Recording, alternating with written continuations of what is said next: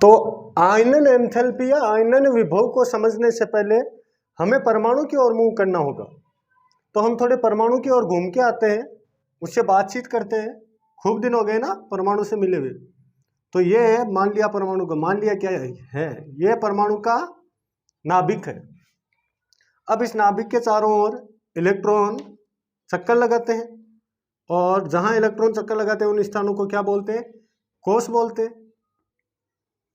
तो ये मान लो इसके कोष है, ये के कोष, ये एल कोष, ये एम कोष। अब देखो होता क्या है कि यहाँ जो बाहरी कोष में इलेक्ट्रॉन होते हैं या फिर आंतरिक कोष में इलेक्ट्रॉन होते हैं, उन पर नाभिक क्या लगाता है? एक आकर्षण लगाता है। रीजन इसका बताया हुआ है। नाभिक होता है वो बाहरी कोष के इलेक्ट्रॉन पर आकर्षण लगाता है।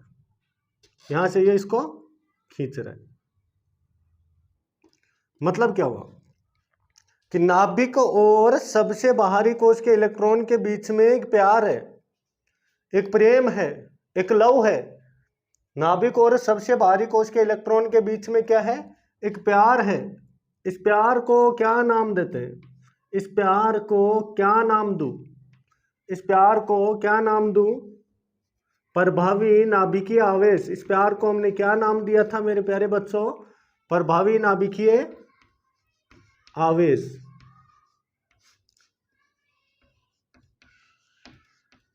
अगर किसी बच्चे को नहीं पता है तो वो आपके अपने इसी YouTube चैनल पर एक टॉपिक है प्रभावी नाभिकीय आवेश और परिरक्षण प्रभाव। तो इस प्यार को, इस आकर्षण को क्या नाम दिया था आपने? प्रभावी नाभिकीय आवेश। किसी परमाणु के नाभिक द्वारा अपने सबसे बाहरी कोष पर लगाया गया आकर्षण क्या कहलाया था? प्रभावी नाभिकीय आवेश। अब देखो मैं क्या चाहता हूं, मैं यह चाहता हूं कि इस परमाणु में से इलेक्ट्रॉन बाहर करूं, परमाणु में से इलेक्ट्रॉन बाहर निकालूं। अगर ये चाहूं, समझना पॉइंटों को। देखो रटने को आप कुछ भी रट सकते हो, चीजों को समझो। हम चाहते हैं कि इस परमाणु में से इलेक्ट्रॉन बाहर निकाले। तो पहली बात तो परमाणु में से सबसे पहले कौन सा इलेक्ट्रॉन बाहर हो सकता है? जिस पर सबसे कम आकर्षण लग रहा है। और सबसे कम आकर्षण कहाँ लग रहा है? इस बाहरी कोष के इलेक्ट्रॉन पर लग रहा है। कहाँ लग रहा है? बाहरी कोष के इलेक्ट्रॉन पर लग रहा है, क्योंकि इसकी नाभिक से दूरियां बहुत ज्यादा है। दूरियां बहुत ज्यादा है। दूरियां बढ़ने पर आकर्षण क्या हो जाते हैं? कमजोर हो जाते हैं। इसी चीज को ऐसे समझा जा सकता है कि मेरे पापा का पावर मेरे पर, मेरे पापा का पावर मेरे पर घर पे ज्यादा है कि जब मैं स्कूल में हूं तब। जाहिर सी बात है, घर पे डर लगता है ना। जब आप घर पे रहते हो तो पापा का डर लगता है ना। हाँ, उसी प्रकार जब परमाणु के नाभिक से इलेक्ट्रॉन की दूरियां ज्यादा होती है तो फिर उसका आकर्षण क्या हो जाता है? कम हो जाता है। अब इस इलेक्ट्रॉन को यहाँ से छुड़वाना है, तो इस आकर्षण से छुड़वाने के लिए हमें क्या चाहिए होगी? ऊर्जा। यहाँ से एक तरीका है हमारे पास, इस परमाणु में से ये इलेक्ट्रॉन अगर हमें बाहर निकालना है तो इस परमाणु को क्या किया जाए? ऊर्जा दी जाए। क्या दी जाए? ऊर्जा दी जाए। इस ऊर्जा से क्या होगा? ये आकर्षण टूट जाएगा। इस ऊर्जा से ये आकर्षण क्या हो जाएगा? टूट जाएगा, जिससे इलेक्ट्रॉन मुक्त हो जाएगा। जिससे इलेक्ट्रॉन क्या हो जाएगा? मुक्त हो जाएगा। तो किसी भी विलगित गैसीय परमाणु, देखो एक शब्द बोल रहा हूं मैं, बहुत इंपॉर्टेंट है। किसी भी विलगित गैसीय परमाणु, अभी बताऊंगा, इसको विलगित लिखना बहुत जरूरी है। किसी भी विलगित गैसीय परमाणु, गैसीय परमाणु के सबसे बाहरी, के सबसे बाहरी कोष में से, कोष में से एक इलेक्ट्रॉन बाहर निकालने के लिए,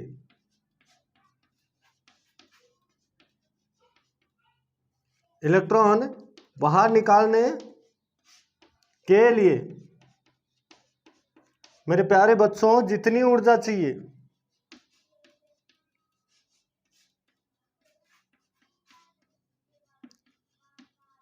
जितनी ऊर्जा आवश्यक होती है, उस ऊर्जा को क्या कहा जाता है? उस ऊर्जा को हम IE कहते हैं। उस ऊर्जा को हम क्या कहते हैं? IE कहते हैं। बताने को तो मैं ये भी बताऊंगा कि कब इसको आयनाइजेशन एंथैल्पी कहते हैं और कब इसको आयनन विभव कहते हैं, ठीक है। लेकिन पहले इस कॉन्सेप्ट को समझो कि इस परमाणु के नाभिक द्वारा इलेक्ट्रॉन को खींचा जा रहा था। इस इलेक्ट्रॉन को अगर आप बाहर करना चाहते हो, क्या करना चाहते हो? बाहर करना चाहते हो। जैसे मैं ये कहूँ कि मेरे पास सोडियम है, सोडियम के पास में 11 इलेक्ट्रॉन है टोटल।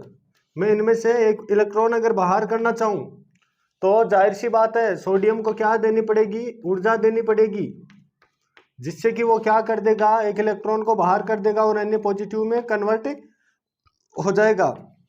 ये जो दी गई ऊर्जा है, इसी ऊर्जा को हम क्या कहते हैं? आयनाइजेशन एंथैल्पी या आयनन विभव कहते हैं। आयनाइजेशन एंथैल्पी, आयनन विभव कहते हैं। आया समझ में? आई होप कि समझ में आया होगा। अब देखो बात करते हैं कि क्यों ये शब्द लिखना जरूरी है। अगर ये शब्द आपने नहीं लिखा है विलगित गैसीय परमाणु, तो आयनन एंथैल्पी की पूरी परिभाषा है वो गलत है। उसमें एक भी नंबर नहीं मिलेगा, उसमें एक भी नंबर नहीं मिलेगा। उसका कारण देखते हैं। देखो इसको मिटा रहा हूं।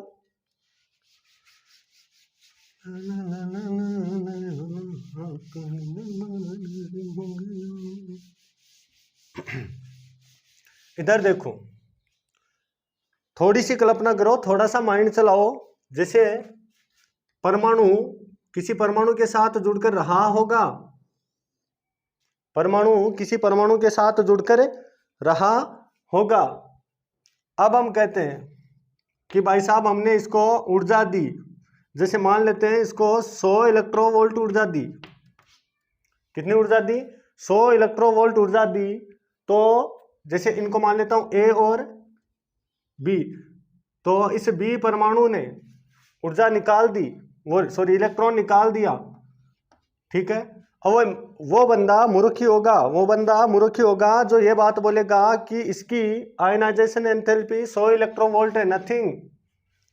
अरे इतनी बेवकूफ़ी भी नहीं करनी है। अगर पहले इसको ऊर्जा दोगे तो A और B के बीच में बंद पड़ रहे हैं ना, बंद पड़े ना, A और B के बीच में कोई फोर्स ऑफ अट्रैक्शन होगा, कोई फोर्स ऑफ अट्रैक्शन है, आकर्षण है।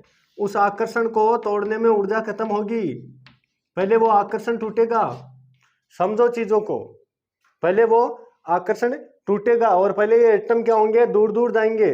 जब एटम दूर दूर जाएंगे तो जस्ट इमेजिन वो ठोस अवस्था में रहे होंगे तो वो पहले किस में कन्वर्ट होंगे? द्रव अवस्था में आ जाएंगे। किस में आ जाएंगे? द्रव अवस्था में। फिर आप थोड़ी और ऊर्जा दोगे तो वो कौन सी अवस्था में आएंगे? गैसीय अवस्था में। और गैसीय अवस्था में क्या होता है? एटम एक दूसरे के आकर्षण से मुक्त होते हैं, मतलब इन दोनों के बीच में कोई फोर्स ऑफ अट्रैक्शन नहीं होता है। उस कंडीशन में अगर हम किसी परमाणु से इलेक्ट्रॉन निकालने के लिए जो ऊर्जा देते हैं ना, उस ऊर्जा को कोई दूसरा फोर्स ऑफ अट्रैक्शन काम नहीं करना चाहिए वहां नाभिकीय आवेश के अलावा, नहीं तो ऊर्जा खत्म हो जाएगी, खर्च हो जाएगी। नाभिकीय आवेश के अलावा कोई दूसरा फोर्स ऑफ अट्रैक्शन वहां काम नहीं करना चाहिए। और ये स्थितियां कहां पैदा हो सकती है? गैसीय अवस्था में। इसको कहा जाता है विलगित गैसीय अवस्था, विलगित गैसीय परमाणु। अगर हम किसी विलगित गैसीय परमाणु में से एक इलेक्ट्रॉन निकालते हैं तो आवश्यक ऊर्जा आयनाइजेशन एंथैल्पी कहलाती है। उस समय आवश्यक ऊर्जा को हम क्या कहते हैं? आयनाइजेशन एंथैल्पी कहते हैं। अगर आपने ये काम ठोस अवस्था में करवा दिया है या द्रव अवस्था में करवा दिया है तो फिर दो परमाणुओं के बीच में लगने वाले आकर्षण बल को तोड़ने में कुछ ऊर्जा क्या हो जाएगी? खत्म हो जाएगी और आयनन एंथैल्पी का सही मान नहीं आएगा। अब बात करते हैं कि कब इसको आयनन एंथैल्पी कहा जाता है और कब इसको आयनन विभव कहा जाता है। कब इसको आयनन एंथैल्पी कहा जाता है और कब इसको आयनन विभव। अगर यही ऊर्जा होती है किलोजूल प्रति मोल में देखी जाए, किलोजूल प्रति मोल में देखी जाए, तो इस ऊर्जा को आयनन एंथैल्पी के नाम से जानते हैं। और अगर यही ऊर्जा इलेक्ट्रोवोल्ट में देखी जाए तो इस ऊर्जा को क्या कहा जाता है? आयनाइजेशन एंथैल्पी कहा जाता है। ये थोड़ा सा ध्यान रखना है। अब देखो सभी परमाणुओं के लिए आयनन एंथैल्पी का मान धनात्मक होता है, पॉइंट टू बी नोटेड। सभी परमाणुओं के लिए, सभी परमाणुओं के लिए आयनन विभव का मान, आयनन विभव का मान हमेशा धनात्मक होता है। हमेशा क्या होता है मेरे प्यारे बच्चों? धनात्मक होता है। क्यों होता है? क्योंकि आयनन एंथैल्पी है क्या? किसी परमाणु के सबसे बाहरी कोश में से इलेक्ट्रॉन निकालना है। अगर परमाणु के बाहरी कोश में इलेक्ट्रॉन है और वो वहां रुका हुआ है तो नाभिक के साथ में उसका अट्रैक्शन तो जरूर रहा होगा, और उस अट्रैक्शन को तोड़ने के लिए, उस आकर्षण को तोड़ने के लिए डेफिनेटली हमें क्या चाहिए होगी? ऊर्जा चाहिए होगी। और ऊर्जा चाहिए इसलिए उसका मान धनात्मक आ गया है। क्यों? क्योंकि ऊर्जा हम परमाणु को दे रहे हैं। परमाणु को क्या कर रहे हैं? ऊर्जा दे रहे हैं। तो परमाणु की ऊर्जा में एक बार के लिए क्या हो रही है? वृद्धि हो रही है, इसलिए उसकी वैल्यू कौन सी आती है? पॉजिटिव आती है। अब बात करते हैं आयनन विभव के प्रकार। आयनन विभव के प्रकार टॉपिक को बड़े ध्यान से पढ़ना, बड़ा इंपॉर्टेंट टॉपिक है। आयनन विभव के प्रकार पूरी डीप बातें करेंगे, इसके बाद में आयनन एंथैल्पी में कुछ बचेगा नहीं। आयनन विभव के प्रकार, तो देखो आयनन विभव कितने प्रकार का हो सकता है? नंबर 1 प्रथम आयनन विभव। प्रथम आयनन एंथैल्पी।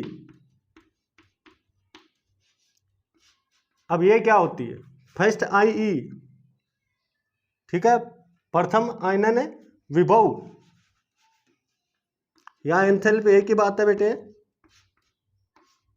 फर्स्ट आईई,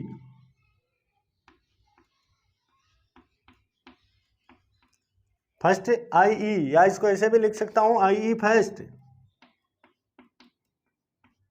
किसकी बात करें? आईई फर्स्ट की। तो ये कब होती है?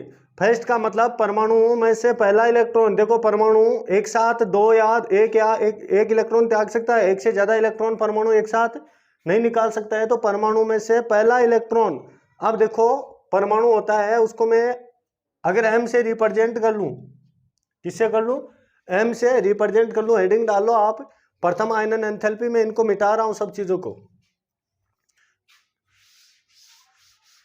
तो प्रथम आयनन एंथैल्पी की अगर हम बातें करें कि फर्स्ट आयनाइजेशन एंथैल्पी क्या होती है, किसका मान ज्यादा होता है, किसका मान कम होता है, कौन कौन आयनन एंथैल्पी को प्रभावित करते हैं, कौन कौन से कारक हो सकते हैं जो आयनन एंथैल्पी को प्रभावित कर सकते हैं। आयनन एंथैल्पी कितने प्रकार की है? तो नंबर 1 प्रथम आयनन एंथैल्पी, फर्स्ट आईई, प्रथम आयनन विभव। होता क्या है? किसी भी परमाणु में से पहला इलेक्ट्रॉन बाहर निकालने के लिए, किसी भी परमाणु में से पहला इलेक्ट्रॉन बाहर निकालने के लिए, तो पहला इलेक्ट्रॉन कहां से निकाला जाता है? उदासीन परमाणु में से। कहां से निकाला जाता है? उदासीन परमाणु में से। तो उदासीन परमाणु में से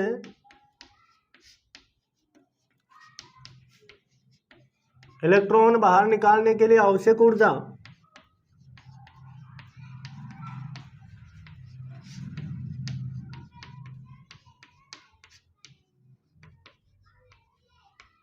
क्या कहलाती है? फर्स्ट आयनाइजेशन एंथैल्पी कहलाती है। जैसे देखो एग्जांपल से लेते हैं, कोई एक एग्जांपल ले लो, चाहे मैं कोई मेटल जैसे ले लेता हूं कि जैसे कोई एटम है एम, लेकिन क्या इस पर कोई चार्ज दिख रहा है? नहीं है। इसका मतलब ये परमाणु कैसा है? उदासीन। अब इसमें से अगर आपको एक इलेक्ट्रॉन निकालना है तो इसमें से इलेक्ट्रॉन निकालने के लिए आपको क्या चाहिए होगी? ऊर्जा चाहिए होगी। क्या चाहिए होगी? ऊर्जा चाहिए होगी। तो ये आपको केवल और केवल एक इलेक्ट्रॉन बाहर करके देगा, और इलेक्ट्रॉन निकालने का उस पर क्या चार्ज आ जाएगा? उस परमाणु पर +1 चार्ज उत्पन्न हो जाएगा। ठीक है, यहाँ जो ऊर्जा काम में आई है ना, ये ऊर्जा, इस ऊर्जा को प्रथम आयनन एंथैल्पी कहते हैं। फर्स्ट आईई, प्रथम आयनाइजेशन एंथैल्पी यानी आयनन विभव, फर्स्ट आयनन विभव इस ऊर्जा को कहा जाता है।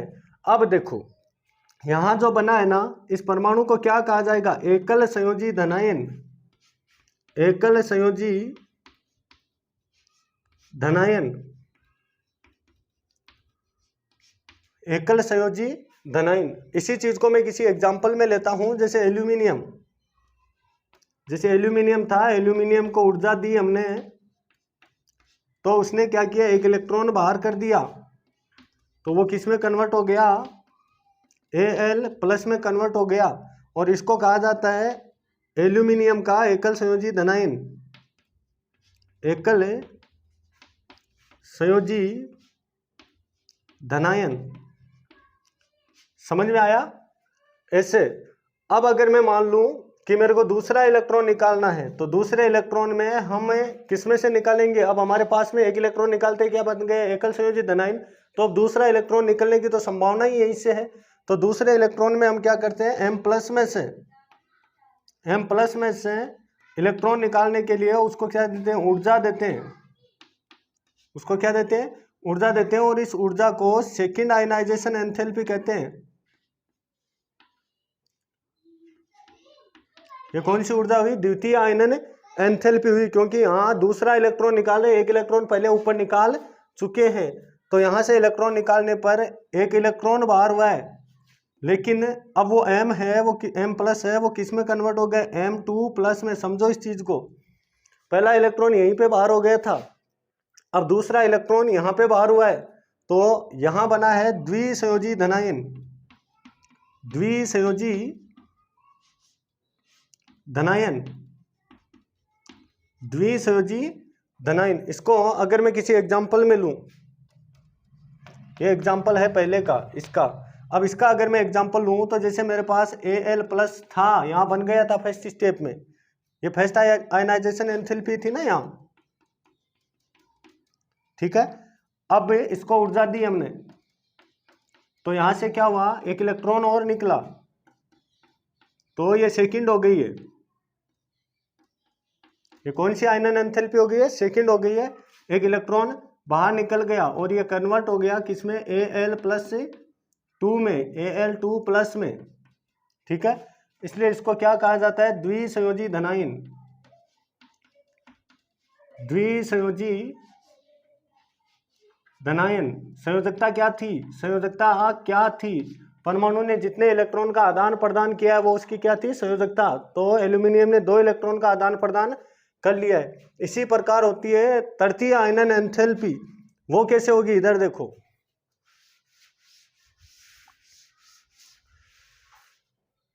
जैसे अब यहां क्या बन गया हमारे पास में M, ये इसका एग्जाम्पल है।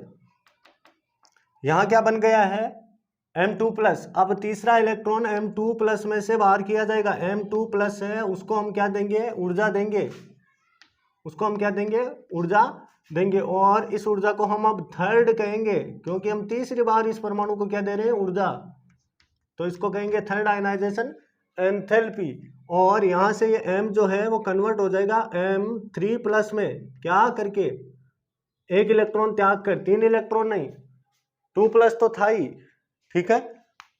और इस ऊर्जा को हम कौन सी कहते हैं, और इसे क्या कहते हैं, ये द्विसंयोजी धनायन है। ये क्या है, सॉरी, त्रिसंयोजी धनायन है। अब इसका एग्जाम्पल चाहे तो ले सकते हैं एल्यूमिनियम वाला। अब देखो, प्रथम, द्वितीय और तृतीय आयनन एंथैल्पी है क्या,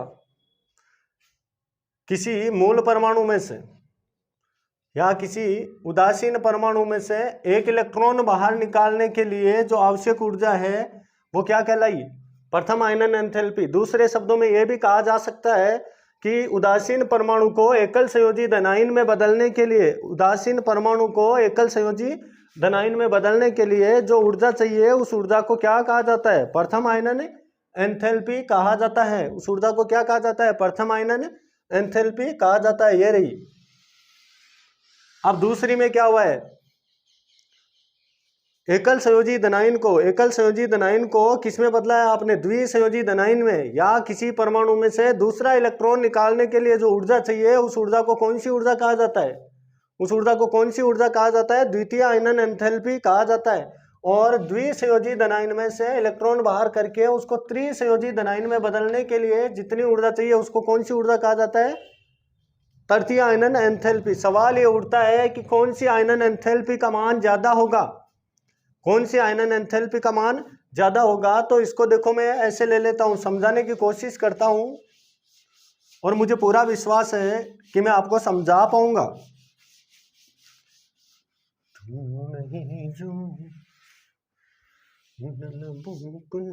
चलो ये बताओ मेरे को, ये Al था, इसको यहाँ से यहाँ तक लाने में जो ऊर्जा चाहिए वो ऊर्जा कौन सी हुई? First ionisation enthalpy. और इस एल्यूमिनियम को यहाँ से यहाँ तक लाने में जो ऊर्जा चाहिए वो ऊर्जा कौन सी हुई? Second ionisation enthalpy. और यहाँ से इस एल्यूमिनियम को Al+3 में कन्वर्ट करने के लिए, 3+ में कन्वर्ट करने के लिए जो ऊर्जा चाहिए वो कौन सी हुई? थर्ड। ये हुई बेटे फर्स्ट। ये कौन सी हुई? फर्स्ट। ये कौन सी हुई? सेकंड। और ये कौन सी हो गई? थर्ड। देखो इन पे गौर करो, गौर करो। एल्यूमिनियम का एटॉमिक नंबर कितना होता है? 13 होता है। एल्यूमिनियम का एटॉमिक नंबर कितना होता है? 13 होता है। तो जब वो एल्यूमिनियम था तब क्या था उसके पास में? 13 इलेक्ट्रॉन थे।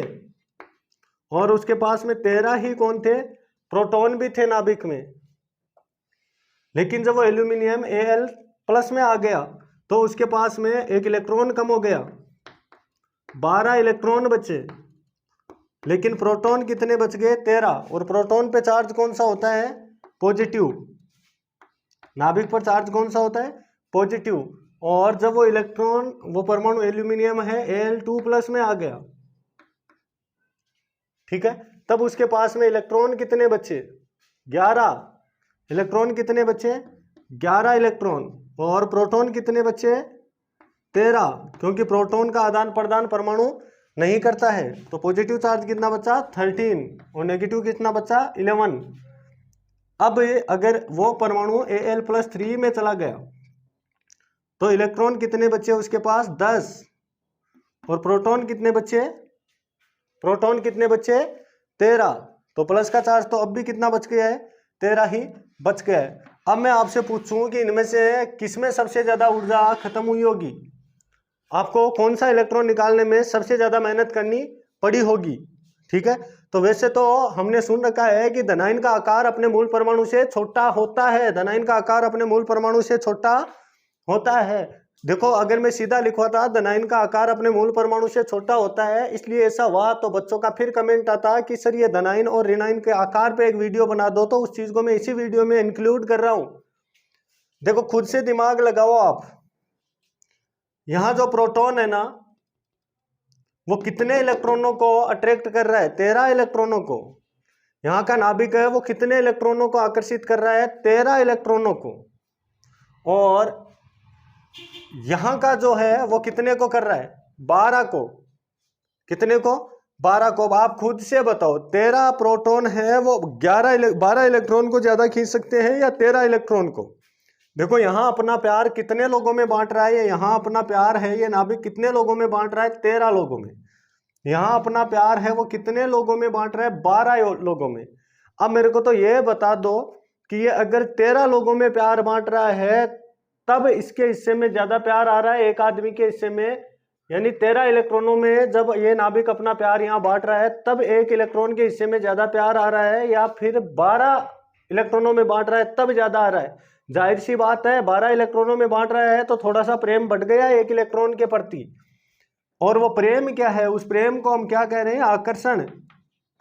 तो भाई साहब यहाँ आकर्षण है वो इंक्रीज हुआ है और यहाँ आकर्षण क्या था? कम था। अब थोड़ा और आगे जाते हैं, और आगे जाके देखें तो क्या होगा? प्रोटॉन है, अब क्या कर रहे हैं? ये नाभिक जो है वो कितने इलेक्ट्रॉनों में अपना प्यार बांट रहा है? 11 में। तो फिर एक इलेक्ट्रॉन के हिस्से में प्यार और बढ़ गया है तो और अट्रैक्ट होने लग गया है वो नाभिक की ओर, और ऐसे ही करके इसमें 10 की तरफ। तो देखो जैसे जैसे इलेक्ट्रॉनों पर इसका प्रेम बढ़ता गया, आकर्षण बढ़ता गया, वैसे वैसे इलेक्ट्रॉन को ये पास खींचता गया, वैसे वैसे इलेक्ट्रॉन को अपने पास खींचता गया और परमाणु का आकार छोटा होता गया। परमाणु का आकार क्या होता गया? छोटा होता गया। तो एल्यूमिनियम का आकार इनमें सबसे बड़ा है, फिर Al+ का थोड़ा आकार छोटा है क्योंकि नाभिक का आकर्षण यहाँ ज्यादा हो गया है, और फिर Al+2 का, और फिर Al+3 का। ठीक है, अब आयनन एंथैल्पी को प्रभावित करने वाले कारकों पे अगर हम चले तो भाई साहब परमाणु के द्वारा जितना ज्यादा इलेक्ट्रॉन को, बाहरी कोश के इलेक्ट्रॉन को खींचा जाएगा, उतनी ही ऊर्जा क्या देनी पड़ेगी, ज्यादा। तो बड़े परमाणु में इलेक्ट्रॉन पास होता है नाभिक के, या छोटे परमाणु में, बड़े परमाणु में। तो ये परमाणु क्या है, बड़ा, और ये परमाणु क्या है, छोटा। आ रहा है समझ में? बड़े परमाणु में क्या होता है, इलेक्ट्रॉन नाभिक से दूर होता है, बाहरी कोश का इलेक्ट्रॉन नाभिक से दूर होता है, जबकि छोटे परमाणु में इलेक्ट्रॉन होता है वो नाभिक के क्या होता है, पास होता है। तो इस इलेक्ट्रॉन को, बड़े परमाणु में से इलेक्ट्रॉन को छुड़वाना आसान है, तो कम ऊर्जा पे छूट जाता है। यहाँ थोड़ी और ज्यादा ऊर्जा चाहिए, यहाँ थोड़ी और ज्यादा ऊर्जा चाहिए, और यहाँ थोड़ी सी और ज्यादा ऊर्जा चाहिए। तो अगर कभी पूछ ले कि प्रथम, द्वितीय और तृतीय आयनन एंथैल्पी में किसका मान सबसे ज्यादा था, तो फर्स्ट आयनाइजेशन एंथैल्पी थी, उसका मान सबसे कम था, क्योंकि वो बड़ा परमाणु था उस समय। उसके बाद किसका हुआ, सेकंड आयनाइजेशन एंथैल्पी का। उसके बाद किसका हुआ, थर्ड आयनाइजेशन एंथैल्पी का। तो किसी परमाणु के लिए थर्ड आयनाइजेशन एंथैल्पी का मान सबसे ज्यादा होता है, उसके बाद सेकंड, और उसके बाद फर्स्ट। सबसे कम मान किसका होता है, प्रथम आयनन एंथैल्पी का, क्योंकि प्रथम आयनन एंथैल्पी के समय क्या होता है, परमाणु होता है उसका आकार बड़ा होता है। इसीलिए बोलते हैं बेटे, धनायन का आकार अपने मूल परमाणु से छोटा होता है। चेक करो, धनायन का आकार अपने मूल परमाणु से छोटा होता है, और जैसे जैसे धनावेश का मान बढ़ता जाता है, जैसे जैसे धनावेश का मान बढ़ता जाता है, परमाणु का आकार और डिक्रीज होता जाता है। ठीक है, तो ये थी फर्स्ट, सेकंड और थर्ड आयनाइजेशन एंथैल्पी में से किसका मान ज्यादा होगा और किसका कम होगा।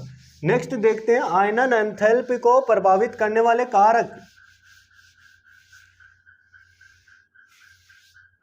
देखो, आयनन एंथैल्पी को प्रभावित करने वाले कारकों में पहला कारक है, अगर हम पहले कारक की बात करें तो परमाणु आकार।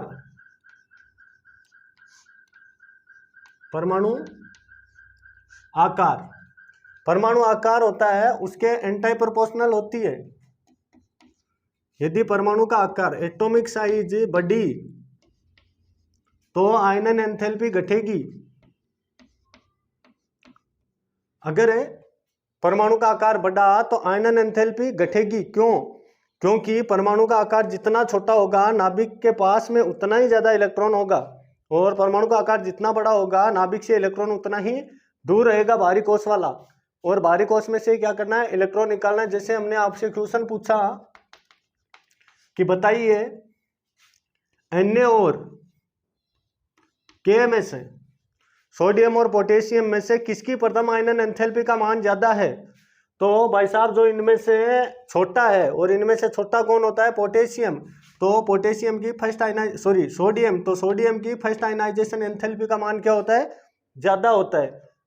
अगर मैंने कह दिया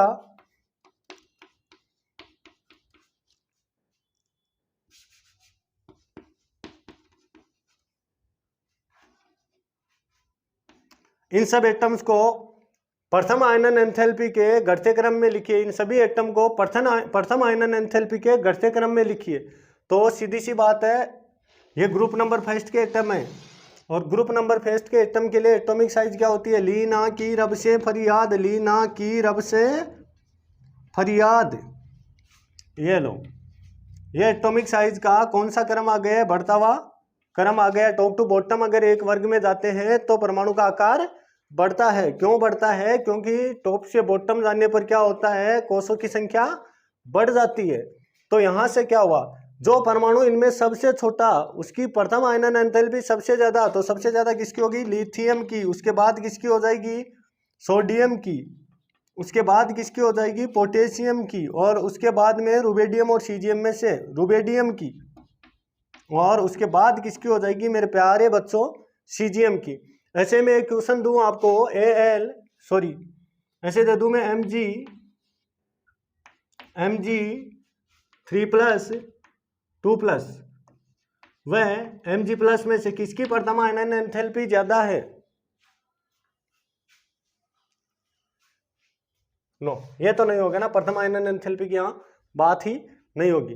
चलो, तो ये हुई आयनन एंथैल्पी। ये हो सकता है जैसे Mg और कैल्शियम में से किसकी प्रथम आयनन एंथैल्पी ज्यादा हुई, तो जिसका आकार छोटा उसकी प्रथम आयनन एंथैल्पी ज्यादा। तो छोटा कौन, मैग्नीशियम, बड़ा कौन, कैल्शियम। तो ये हुआ परमाणु का आकार। तो बेटे परमाणु का आकार बढ़ने पर आयनन एंथैल्पी के मान क्या हो जाते हैं, घट जाते हैं। परमाणु का आकार बढ़ने पर आयनन एंथैल्पी के मान घट जाते हैं। अब कोई कहेगा सर कोषों की संख्या भी तो परमाणु के आकार को, कोषों की संख्या होती है वो भी तो आयनन एंथैल्पी को प्रभावित करती है, किताबों में लिखा हुआ होता है ऐसा, कोषों की संख्या। अब बताओ इसमें क्या बताऊं, क्या हम जानते नहीं है कोषों की संख्या अगर बढ़ी,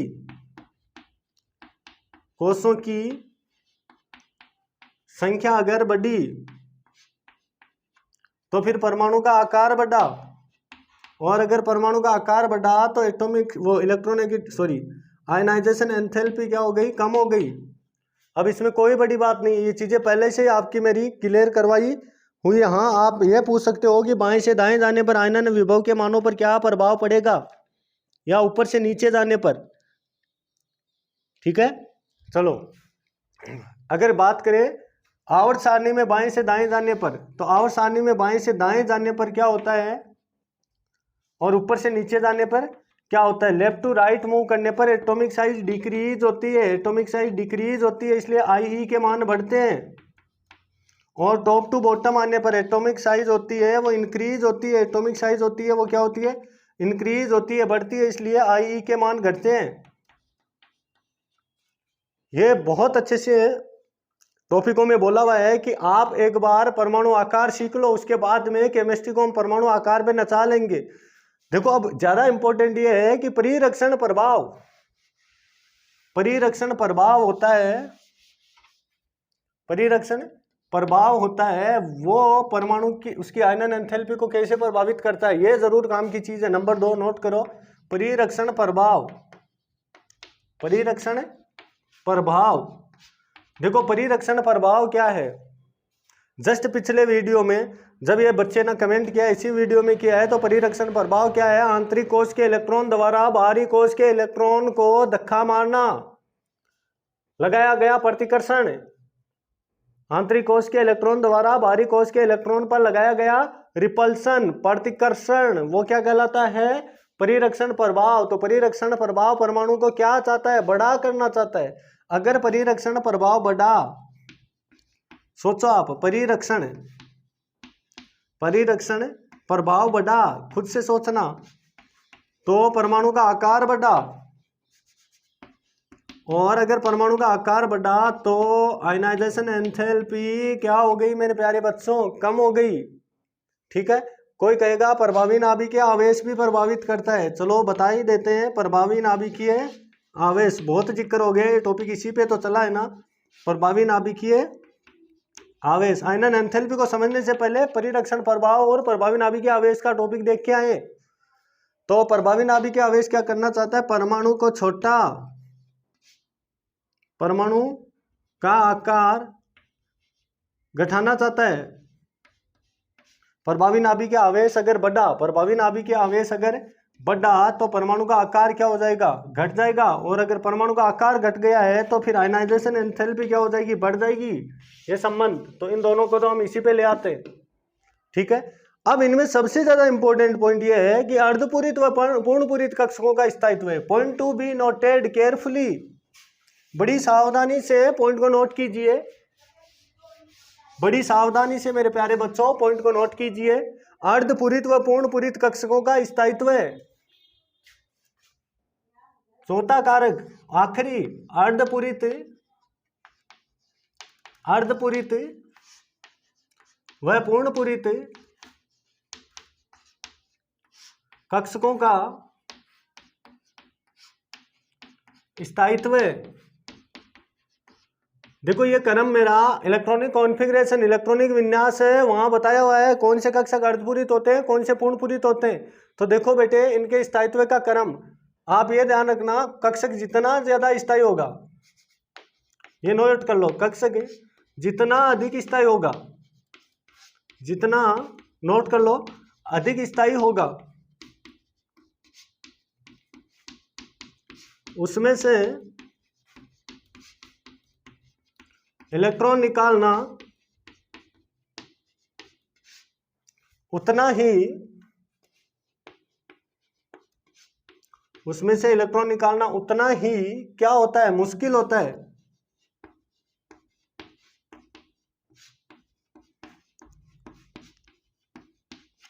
अतः उतनी ही अधिक ऊर्जा चाहिए, उतनी ही अधिक ऊर्जा चाहिए। इस पे क्वेश्चन करेंगे अभी, उतना ही अधिक ऊर्जा चाहिए। ये बड़ा अच्छा टॉपिक है, ये बहुत शानदार टॉपिक है, इस पे क्वेश्चन करेंगे। लास्ट में से कहीं ऐसे मत करना कि आप वीडियो को स्किप कर जाएं कि अब लंबा समय निकल रहा है। भाई साहब टॉपिक लंबे जाने हैं, अगर आपको डीपली केमिस्ट्री पढ़नी है तो फिर टॉपिक लंबे जाने हैं। ये कैसे हो सकता है कि जो चीज़ आपके गुरुजी होते हैं वो 10 मिनट में क्लास में कराते हैं वो मैं 2 मिनट में करवा दूं। ट्रिकें कहाँ काम में आती है, ट्रिकें कब देखेंगे, जब हमारा बेस बहुत ज़्यादा स्ट्रॉन्ग हो जाएगा ना, तब हम सभी चीज़ों को ट्रिकों पे ले लेंगे। डोंट वरी, पहले बेस स्ट्रॉन्ग करो, बहुत ज़्यादा बेस स्ट्रॉन्ग करो। कल को आपको टीचर बनना है, आप में से ही तो होगा ना कोई जो टीचर बनेगा। बच्चों को क्या पढ़ाओगे, क्या सिखाओगे, यहीं से तो सीखोगे ना। तो मेरे प्यारे बच्चों इधर देखो, टॉपिकों को डीप जानने दो अगर जा रहे हैं तो। कक्षक जितना अधिक स्थायी होगा उसमें से इलेक्ट्रॉन निकालना उतना ही मुश्किल होता है। कोई कहेगा सर क्यों? अरे भाई साहब, इलेक्ट्रॉन का आदान प्रदान स्थायित्व के लिए ही तो करता है परमाणु, और आप कह रहे हो स्थायी कक्षक में से ही इलेक्ट्रॉन निकाल रहे हैं, तो परमाणु क्यों देगा, क्यों देगा? कभी नहीं देगा, वो बिल्कुल नहीं देगा, क्योंकि वो चाहता ही नहीं है इलेक्ट्रॉन देना, और आप जबरदस्ती कर रहे हो उसके साथ। जबरदस्ती तो करनी ही नहीं चाहिए ना। चलो हाँ, जबरदस्ती नहीं करनी चाहिए बेटे। इधर देखो, अब सबसे कम स्थायी कौन होता है? अपूर्ण कक्षक। अब ये अपूर्ण कक्षक क्या होते हैं, अर्धपूरित क्या होते हैं, ये अच्छे से इलेक्ट्रॉनिक विन्यास में समझाया हुआ है। अपूर्ण कक्षक उससे ज्यादा स्थायी होते हैं मेरे प्यारे बच्चों अर्धपूरित कक्षक, अर्धपूरित कक्षक, और उससे ज्यादा होते हैं पूर्णपूरित कक्षक, पूर्णपूरित कक्षक। अब अगर उस बच्चे ने कमेंट में लिखा है, आई थिंक उस बच्चे ने अगर कमेंट में लिखा है ना कि सर प्रेरक वो प्रभावी नाभिकीय आयनन एंथैल्पी का टॉपिक करवाओ, तो मेरे ख्याल से वो बच्चा यहीं आगे या इससे आगे के टॉपिकों में आगे उलझा होगा, क्योंकि इससे पहले तो कहीं उलझने वाली बातें ही नहीं है, वो तो साधारण सी बातें हैं, वहां समझ में आ जाता है। मैं आपको एक क्वेश्चन देता हूं, उस क्वेश्चन पे फोकस कीजिए। देखो, अगर पूर्णपूरित कक्षक है तो उसमें से इलेक्ट्रॉन निकालना बहुत मुश्किल है, उसके बाद में अर्धपूरित में से, और उसके बाद में अपूर्ण कक्षक में से मैं आपको क्वेश्चन लिख के देता हूं। नाइट्रोजन और नाइट्रोजन और नाइट्रोजन और लिखो क्वेश्चन, नाइट्रोजन और ऑक्सीजन में से, नाइट्रोजन और ऑक्सीजन में से किसकी प्रथम आयनन एंथैल्पी, किसकी प्रथम आयनन एंथैल्पी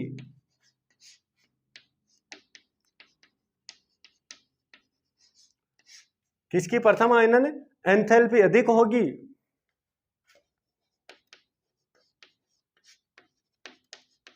प्रथम की बात कर रहे हैं, होगी, और क्यों? तो कोई कहेगा सर ये तो गैस है, ये इलेक्ट्रॉन क्यों निकालेगी? अरे ऊर्जा देने पे इलेक्ट्रॉन निकल जाते हैं, इसमें कोई बड़ी बात नहीं है। और क्यों? इसका जवाब दो मेरे को, इसका जवाब दो मेरे को। चलो चेक करते हैं बच्चा क्या करेगा यहाँ। आंसर, सर नाइट्रोजन होता है उसका आकार बड़ा है और ऑक्सीजन का आकार छोटा है। बच्चा ये करेगा, नाइट्रोजन होता है उसका आकार बड़ा है, ऑक्सीजन है उसका आकार छोटा होता है। और सामने में देखना, नाइट्रोजन होता है वो बाईं ओर होता है, ऑक्सीजन होता है वो दाईं ओर होता है। बाईं से दाएं जाने पर एटॉमिक साइज डिक्रीज होती है, घटती है।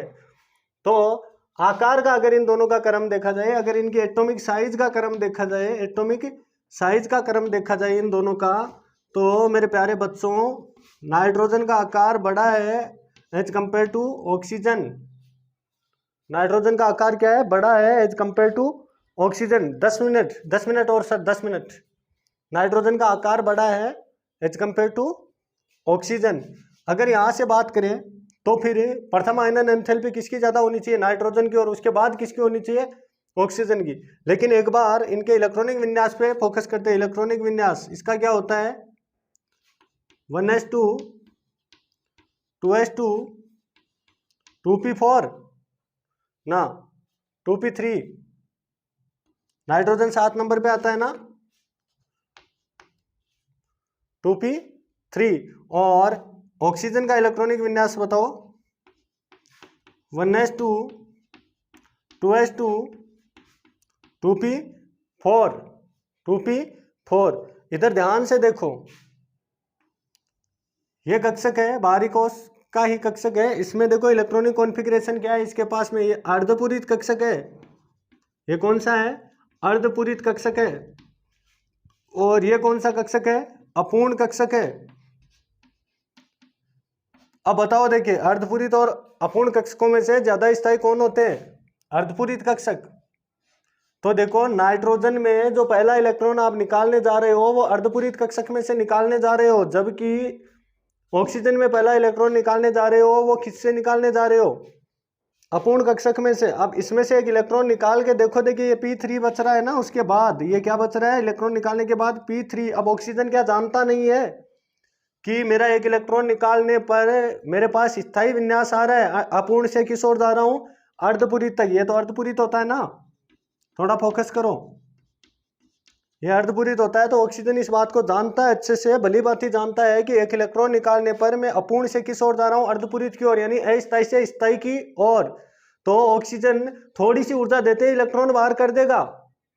लेकिन नाइट्रोजन पर वही बात करो, नाइट्रोजन अगर वहां से एक इलेक्ट्रॉन निकाल दे तो वो कहां से कहां जा रहा है? वो 2p3 से किस ओर जाएगा? 2p2 की ओर। और 2p2 क्या होता है? अपूर्ण। तो नाइट्रोजन में से अगर आप इलेक्ट्रॉन बाहर निकालना चाह रहे हो तो वो अर्धपूरित में से अपूर्ण की ओर जा रहा है। और अर्धपूरित से अपूर्ण की ओर जाना का मतलब होता है स्थायित्व से किस ओर मूव कर रहा है? अस्थायित्व की ओर, कम स्थायित्व की ओर। कौन चाहता है? नाइट्रोजन क्यों चाहेगा अस्थायी होना? तो नाइट्रोजन है वो नहीं चाहेगा इलेक्ट्रॉन देना, उसको पकड़ के रख लेगा, इलेक्ट्रॉन को पकड़ के रख लेगा, लूम जैसी इलेक्ट्रॉन के पकड़ के रख लेगा। तो उससे क्या होगा? उसमें से इलेक्ट्रॉन निकालने के लिए ज्यादा ऊर्जा चाहिए। तो भाई साहब इसका आकार बड़ा होने के बाद भी, नाइट्रोजन का आकार बड़ा होने के बाद भी नाइट्रोजन की प्रथम आयनन एंथैल्पी ऑक्सीजन से ज्यादा होती है।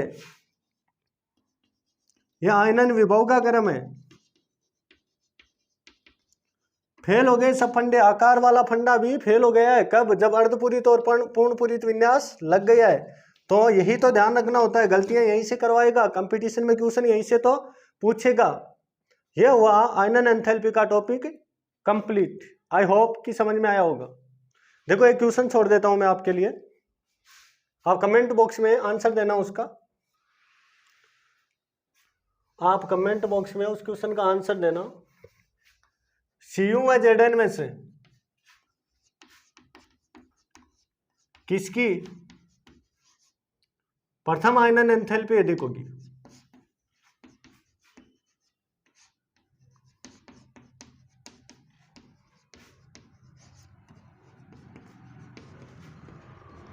क्यों नहीं पूछ रहा हूं, होगी, आप ये बता देना।